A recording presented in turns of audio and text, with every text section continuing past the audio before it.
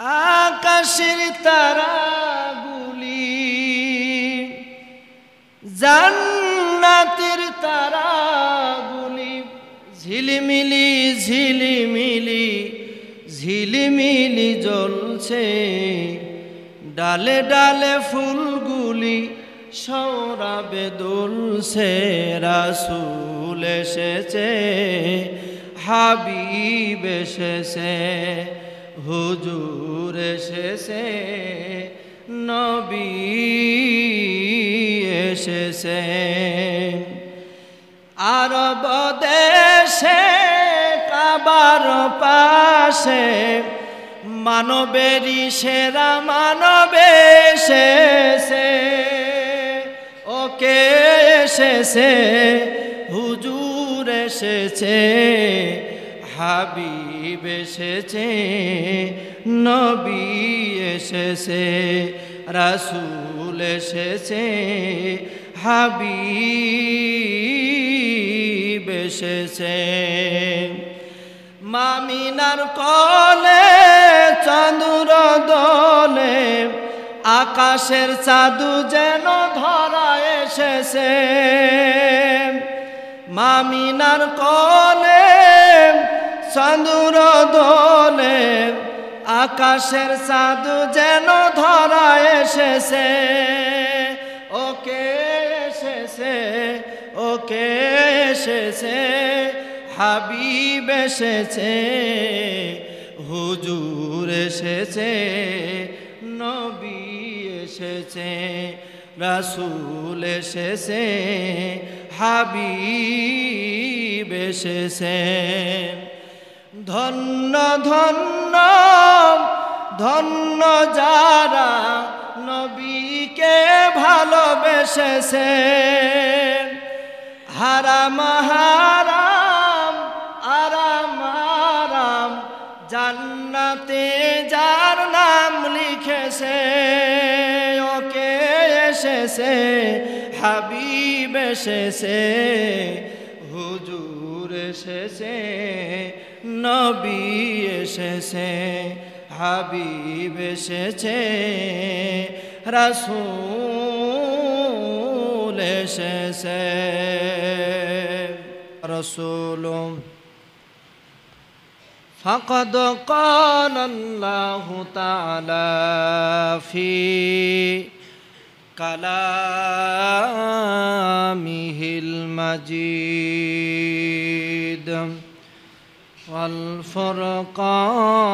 والفرقانه الحميد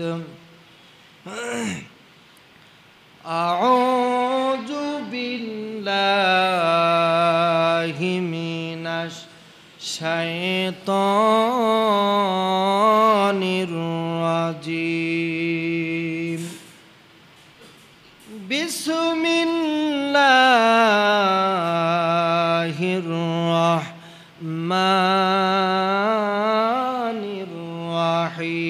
الرحيم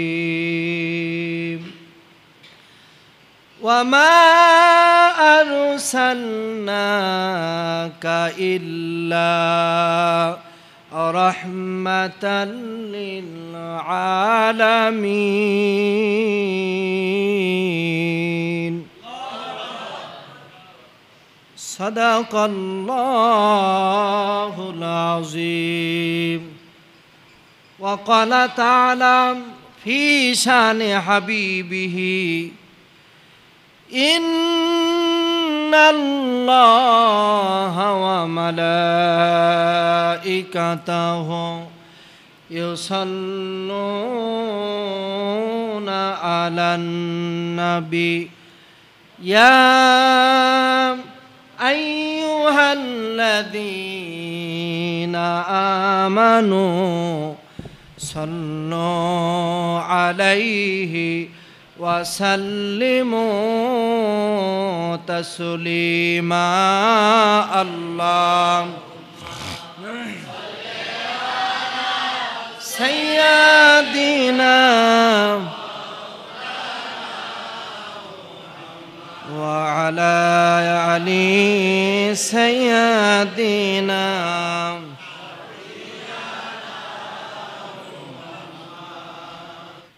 আলহামদুলিল্লাহ আলহামদুলিল্লাহ ওয়া কাফা ওয়া সালামুন আলা ইবাদিল্লাহিল মুস্তাফা আম্মা বাদ।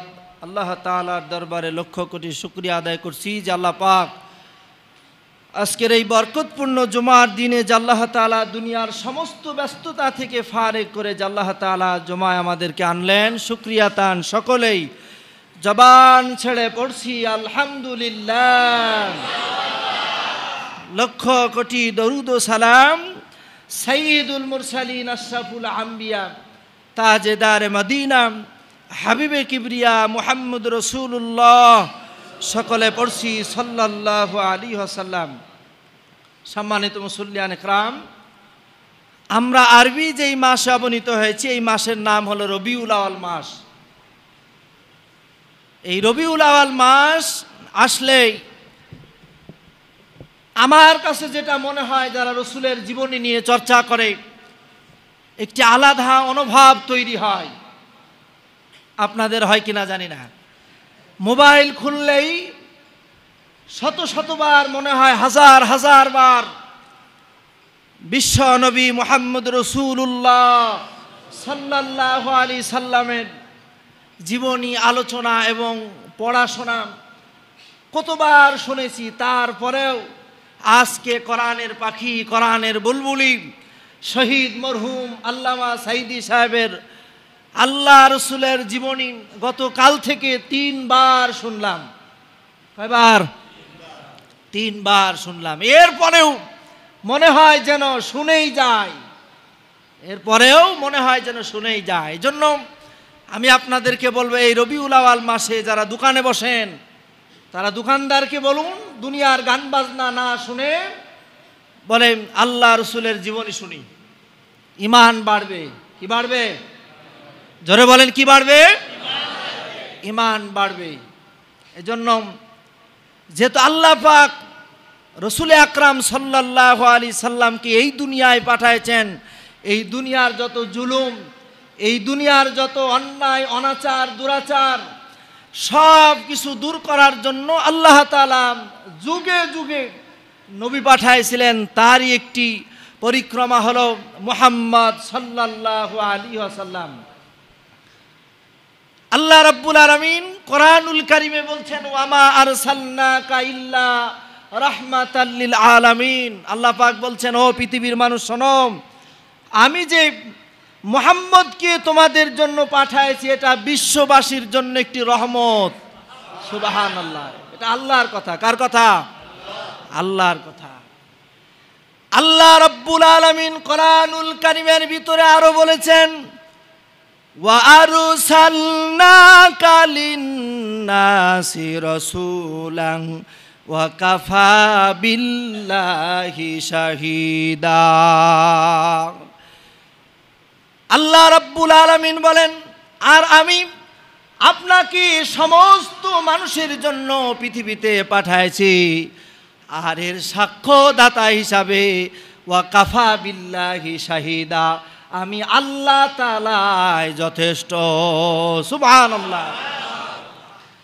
আপনি নবীকে মানেন আর না মানেন, আল্লাহ তাআলা বলছে, ওগো হাবিব আমি সাক্ষ্য দিতেছি তুমি সত্য নবী। সুবহানাল্লাহ। আমি আপনি যদি নবীর আদর্শ না মানি, নবীর ক্ষতি হয়ে যাবে না? যাবে নাকি? বরং আপনি জাহান্নামে যাবেন। কোথায় যাবেন? জাহান্নামে যাবেন। আল্লাহ রাব্বুল আলামিন আরো বলেন, কুল ইয়া আইয়ুহান নাসু ইন্নী রাসূলুল্লাহ। আল্লাহ পাক বলে, ওগো নবী তুমি মানুষের ভিতরে ঘোষণা করে দাও, বলে ইন্নী রাসূলুল্লাহ ইলাইকুম জামিয়া, বলে আমি জগৎবাসীর জন্য আমি রাসূল। সুবহানাল্লাহ। এই জন্য আল্লাহ পাক বলছেন, ওগো নবী আপনি জানায় দিন, আপনি বলে দিন যে আমি হলাম জগৎবাসীর জন্য রাসূল। সুবহানাল্লাহ। আল্লাহ রাব্বুল আলামিন এরপরে বললেন, হুয়াল্লাযী আরসালা রাসূলাহু বিল হুদা ওয়া দীনিল হক ওয়াদিনিল হাক্কি লিইযহিরাহু আলাদ-দীনি কুল্লিহি। আল্লাহ রাব্বুল আলামিন বলেন, ওগো হাবিব, তুমি মানুষকে এই কথা জানিয়ে দাও যে হেদায়াত আর সত্য জীবন ব্যবস্থা নিয়ে আমি তোমাদের জন্য প্রেরিত হয়েছি। আর এই দিনকে এই জন্য প্রেরণ করেছি সমস্ত তাগুতকে বাতিল করার জন্য, সমস্ত তাগুতের উপরে বিজয় করার জন্য আমি সত্য দিন সহকারে তোমাকে দুনিয়ায় পাঠাইছি। এজন্য আমাদের আদর্শ মানা দরকার কার? আল্লাহ রসুলের। কার? রসুলের। মুহাম্মদ সাল্লাল্লাহু আলাইহি সাল্লাম। বলেন তো আমাদের আদর্শ কে হবে? নামটা বলেন। এত বলার পরেও খালি কয় আল্লাহ। বলেন আমাদের আদর্শ হলো মুহাম্মদ। ভোলাবে আর? আমাদের আদর্শ হলো মুহাম্মদ সাল্লাল্লাহু আলাইহি ওয়াসাল্লাম। তিনি হলেন আমাদের আদর্শ। তার আদর্শ আমাদেরকে মানতে হবে। কারণ এই পৃথিবীতে যত মত আর তন্ত্র মন্ত্র আছে সব থেকে সেরা পথ আর তন্ত্র মন্ত্র হলো কোরআন। যেই কোরআন নাজিল হয়েছে আখিরি জামানার পয়গম্বর মুহাম্মদ রাসূলুল্লাহ সাল্লাল্লাহু আলাইহি সাল্লামের উপর। সুবহানাল্লাহ। আল্লাহ রাব্বুল আলামিন বলেন, ইন্নাকা লামিনাল মুরসালিনা আলা সিরাতিম মুস্তাকিম। আল্লাহ রাব্বুল আলামিন বলেন, ওগো রাসূল, নিঃসন্দেহে আপনার যে পথ এই পথই হলো সব থেকে সেরা পথ। সুবহানাল্লাহ। তাহলে আমরা কি সেরা পথে থাকতে চাই? জোরে বলেন থাকতে চাই।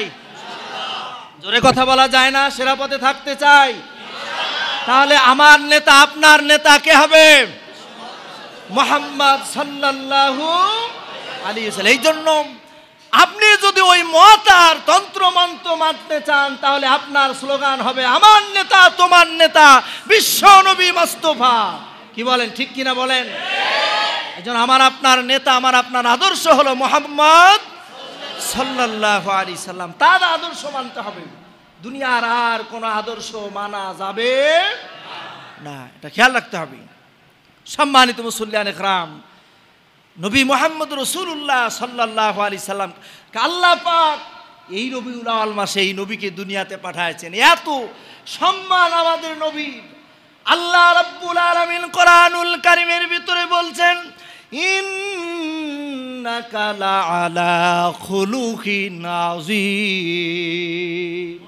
ওগো নবী, আপনি হলেন সব থেকে মহান চরিত্রের ধারক, সব থেকে সেরা চরিত্র আপনার। সুবহানাল্লাহ।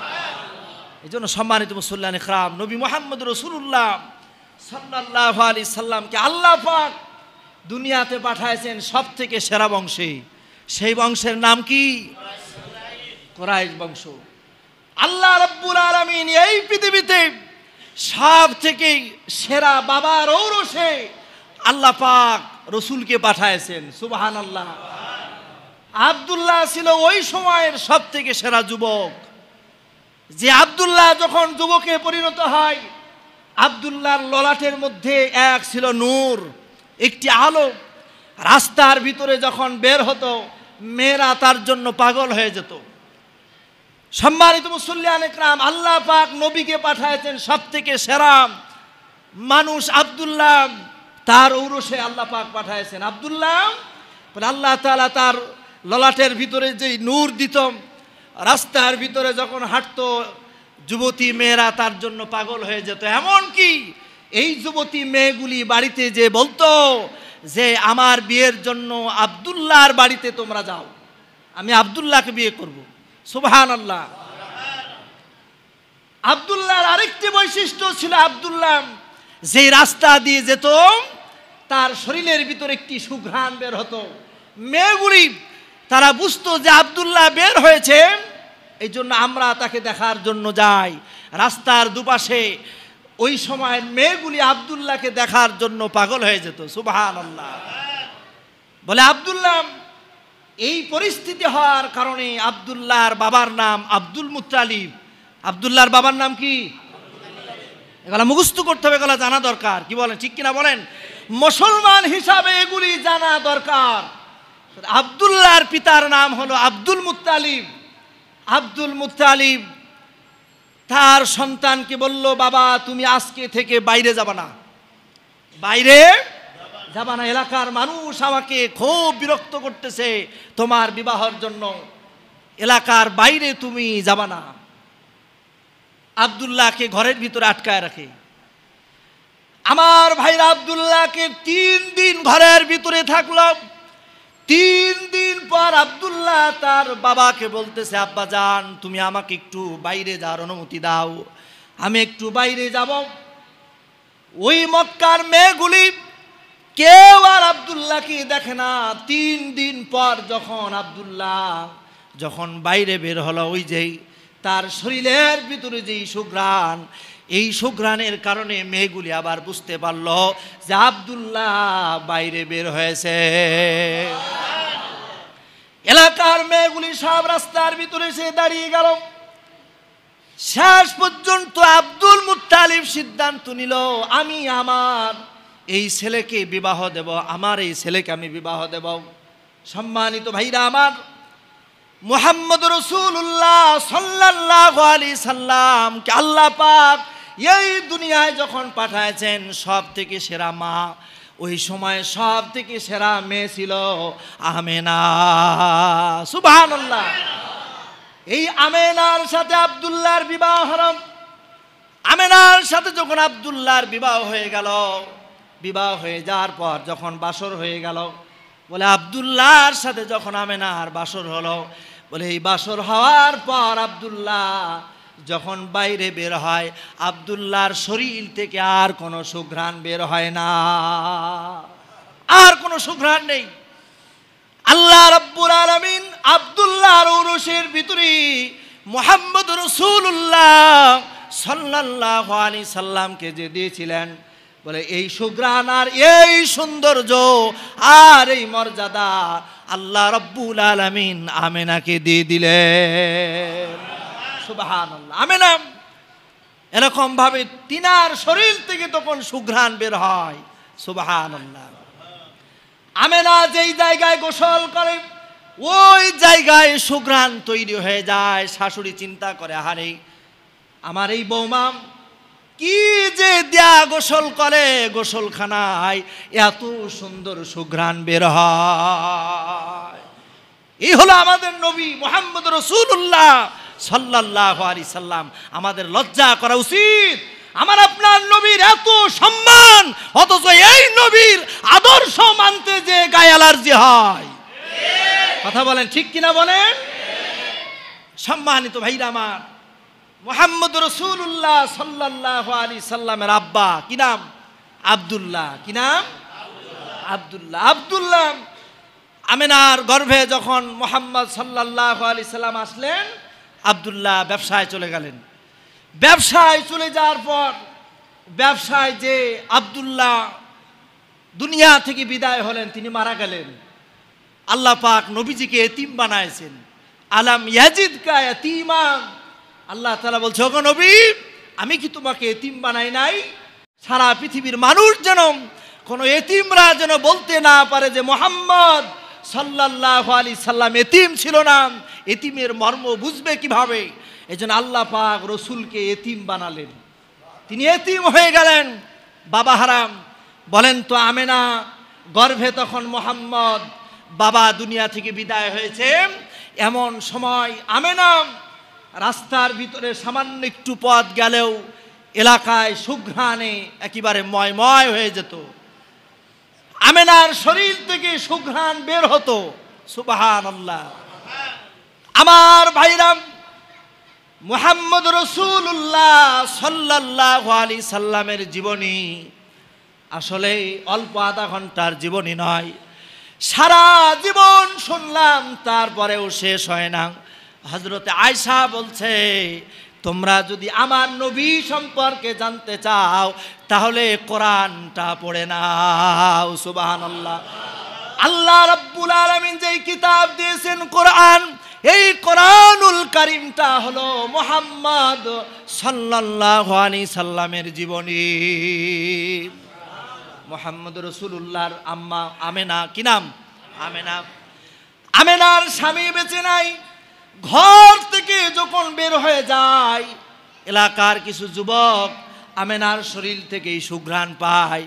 আব্দুল্লাহর কাছে বলে, দেখো তোমার তো ছেলে বেঁচে নাই, কিন্তু তোমার বৌমা কি ব্যবহার করে এলাকার যুবকদেরকে মনে হয় আকৃষ্ট করার জন্য কি যেন ব্যবহার করে। তোমাদের বৌমাকে ওইটা নিষেধ করে দিও, বলি নাউজুবিল্লাহ। আমেনার শরীর থেকে সুঘ্রাণ বের হওয়ার জন্য আব্দুল্লাহ একদিন বৌমাকে ডাকলো। তিনি চিন্তা করলেন, আমার ছেলে বেঁচে নাই, বৌমাকে তো আমি বেশি কিছু বলতে পারি না। এবার বৌমাকে একদিন ডাকলেন, আর আব্দুল মুত্তালিবের স্ত্রী অর্থাৎ স্বামী আর স্ত্রী তারা দুজন বৌমাকে বলতেছে, বৌমা তুমি কি ব্যবহার করো? এলাকার মানুষজন বলতেছে যে তুমি এমন সুঘ্রাণ ব্যবহার করো যেইটা দেয়া নাকি তুমি এলাকার মানুষজনদেরকে আকৃষ্ট করতে চাও। আমেনা বলতেছে, আব্বাজান আল্লাহর কসম করে বলতেছি, ওই কাবার কসম করে বলতেছি যে না না, আমি কিছুই ব্যবহার করি না।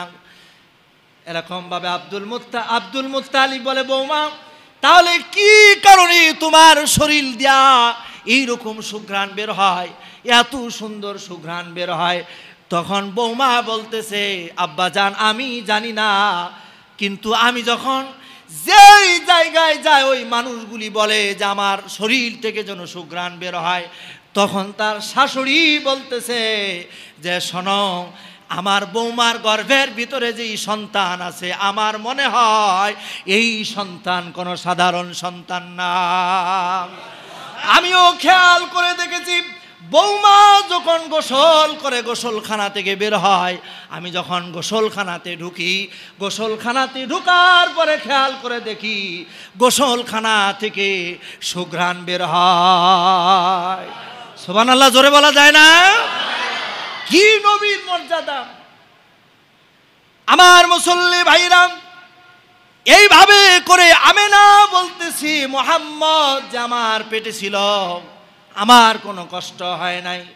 এভাবে করে যখন মুহাম্মদ দুনিয়ায় আসার সময় হলো, দুনিয়ার কোনো দাসীর প্রয়োজন হয় নাই। আল্লাহ রব্বুল আলামিন জান্নাতি 3 জন মহিলা দ্বারা আল্লাহ পাক মুহাম্মদ সাল্লাল্লাহু আলাইহি সাল্লামের প্রসূতিখানায় আল্লাহ পাক খাদেম বানায় দিয়েছে। বলেন আল্লাহ পারে কি পারে না? আল্লাহ পারে, কারণ আমার আপনার নবী মুহাম্মদ রাসূলুল্লাহ সাল্লাল্লাহু আলাইহি সাল্লামের সম্মান হলো আকাশচুম্বী সম্মান। সুবহানাল্লাহ। নিজেকে গর্বিত মনে হয় না যে আমরা এই নবীর উম্মত? তাহলে আপনার লজ্জা লাগে না যে নবীর আদর্শ আমি মানতে পারলাম না? আপনার তো লজ্জা করা উচিত। আমি তো আপনার নিচে কাপড় পরতে পারি না, এটা রসুলের আদর্শ। আপনার তো একটু সংকোচ হওয়া দরকার। আমি রসুলের গলার মধ্যে ছুরি চালাই, মানে দাড়ি কামাই, আপনার তো একটু লজ্জা করা দরকার। কি বলেন, ঠিক কিনা বলেন? আল্লাহর নবীজি বলেছেন, ফামান রাগিবা ফালাইসা মিন্নি সুন্নতি, সে আমার একটা সুন্নত ছেড়ে দিল, সে আমার দলভুক্ত নয়। কার কথা বলেন? আল্লাহ রসুলের কথা। আবার অনেকে রাগ করবেন না, কয় হুজুর খালি দাড়ি নিয়ে কথা বলে। আমার ভাইরা, আজকের চিকিৎসা বিজ্ঞানীরা বলছে অধিকাংশ পুরুষ তার যৌন ক্ষমতা হারিয়ে ফেলার অন্যতম কারণ হলো এই দাড়ি শেভ করা। সুবহানাল্লাহ বলেন। সুবহানাল্লাহ বলা যায় না?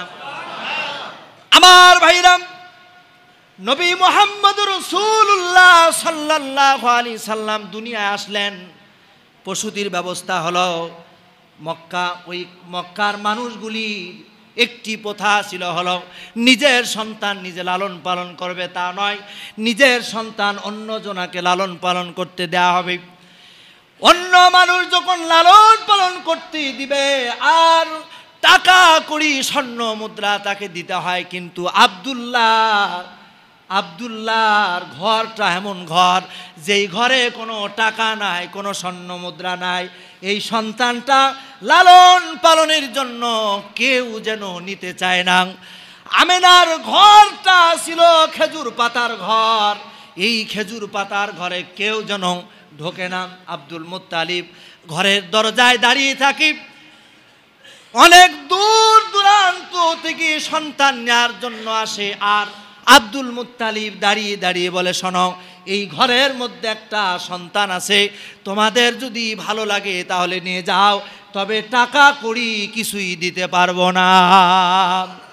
সবাই যখন শুনে টাকা কড়ি কিছুই দিতে পারবো না, কে ওই ঘরের ভিতরে ঢোকে না। কারণ সবাই তো লাভের আশা চিন্তা করে, কথা বলেন ঠিক কিনা? কেউ ওই ঘরের ভিতরে ঢোকে না। বলে মুহাম্মদ সাল্লাল্লাহু আলাইহি সাল্লামকে কোলে নিয়া আমেনা বসে আছে। এমন সময় একটা অসুস্থ গাধা নিয়া হালিমাতুস সাদিয়া তিনি এরকম ভাবে উপস্থিত হলেন। তখন আর কেউ নাই, সব মানুষগুলি চলে গেছে সন্তান নিয়া। এবার হালিমাতুস সাদিয়া যখন এই দিকে আসে, আব্দুল মুত্তালিব বলে, এই ঘরের ভিতরে একটা সন্তান আছে, কেউ যদি তোমরা নিতে চাও তাহলে নিয়ে যেতে পারো। হালিমার স্বামী বলছে, এই মক্কার ভিতরে অনেক ঘুরলাম, কোনো সন্তান আমরা পাই নাই, চলো তো দেখি, যদি সন্তানটা অন্তত পক্ষে যদি দেখতে ভালো হয়, এই সন্তানটা আমরা নিয়ে যাব। এবার হালিমাতুস সাদিয়া ঘরের ভিতরে ঢুকলেন। ঘরের ভিতরে ঢোকার পর হালিমাতুস সাদিয়া বলছে, ঘরের ভিতরে ঢোকার পর দেখলাম যে পূর্ণিমার চাঁদ তো আর কি সুন্দর। বলে, এত সুন্দর চেহারার সন্তান আমি আমার জীবনে কোনো দিন দেখি না। হালিমাতুস সাদিয়া ওর স্বামীকে ডাক দেয়। স্বামীকে ডাক দিয়ে বলে, স্বামী গো, তুমিও দেখো এই সন্তানটা নেওয়া যায় কিনা। হালিমার স্বামী বলল, সন্তানটা কোলে নাও। এবার কোলে নেওয়ার পর যখন বাইরে আসলো, বাইরে আসার পর হালিমার স্বামী লক্ষ্য করল, যেরকম ভাবে পড়ন্ত বিকেল বেলায় সূর্যের আলোটা তার শরীরের ভিতরে লাগে না, কোথাও থেকে যেন এক খণ্ড মেঘ এসে নবীজির চেহারার উপরে ছায়া দেয়। নবী তোমার নূরের চেহারা একবার দেখেছে যারা, মুগ্ধ হয়েছে কত মানুষ আর পাগল বনের হরিণ, বড় যত্ন করে তোমায় বানাইছে রব্বুল আলামিন। মারহাবা বলেন। হালিমা অসুস্থ গাধা নিয়ে সন্তান কোলে নিল। কোলে নেওয়ার পর যখন গাধার পিঠে চড়ল, এই গাধাটা অসুস্থ আস্তে আস্তে এসেছে। গাধার পিঠের উপরে যখন উঠলেন, আল্লাহ রাব্বুল আলামিনের ইচ্ছায় অসুস্থ উটটি এত পরিমাণ তরতাজার দ্রুতগামী হয়ে যায়, মক্কার ভিতরে যত মানুষ সন্তান নেওয়ার জন্য গিয়েছে, হালিমা বলছেন, পথিমধ্যই মানুষগুলির সাথে আমার দেখা হয়, সবার আগে আমি বাড়ি চলে আসি। সম্মানিত ভাইরা আমার, হালিমা বলছে, শুধু তাই নয়, বাড়িতে আসলাম। বাড়িতে আসার পর আমার খেজুর গাছের দিকে খেজুর গাছের দিকে আমার চোখ পড়ল। আমার খেজুর গাছে খেজুর ছিল না। আমার বাড়িতে যে বকরি করা ছিল, এই বকরির ওলানের ভিতরে দুধ ছিল না। এরকম ভাবে আমি লক্ষ্য করে দেখলাম যে আমার খেজুর গাছে খেজুর হয়েছে, আমার ওই বকরি করার ওলানে এত পরিমাণ দুধ, দুধে যেন ফাটফাট করতেছে, বলি সুবহানাল্লাহ। হালিমা বলছে, শুধু তাই নয়, মুহাম্মদকে যখন আমি নিজে যখন স্তন পান করালাম, আমার আরেকটি সন্তান ছিল, তার নাম হলো আব্দুল্লাহ। কি নাম? আব্দুল্লাহ। আমার আরেকটি সন্তান ছিল আব্দুল্লাহ। আমি যখন আমার মুহাম্মদ সাল্লাল্লাহু আলাইহি সাল্লামকে যখন দুধ পান করালাম, তিনি আমার ডান স্তনটা পান করল। এরপরে আমি চেষ্টা করলাম যে মুহাম্মদের পেটটা পরিপূর্ণ হয়েছে কিনা। এরপরে বাম পাশের স্তনটা খাওয়ানোর চেষ্টা করলাম, কিন্তু মুহাম্মদ বাম পাশের স্থান খায় না। এই জন্য তিনি খাইলেন না, তিনি তার দুধ ভাই আব্দুল্লাহর জন্য রেখে দেয়। এই হলো নবী মুহাম্মদ রাসূলুল্লাহ সাল্লাল্লাহু আলাইহি সাল্লাম। সম্মানিত ভাইরা আমার, এই নবীর আদর্শ আমাদের মানা দরকার, আছে না নাই?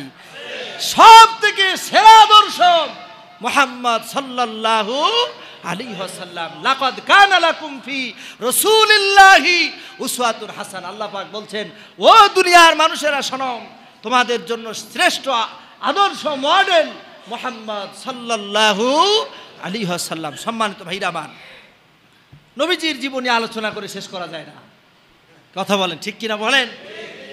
আল্লাহ পাক যদি চায় এই রবিউল আওয়াল মাসের যে কয়টা জুম্মা পাবো, ইনশাআল্লাহ আল্লাহ রসুলের জীবন থেকে কথা বলার চেষ্টা করবো ইনশাআল্লাহ।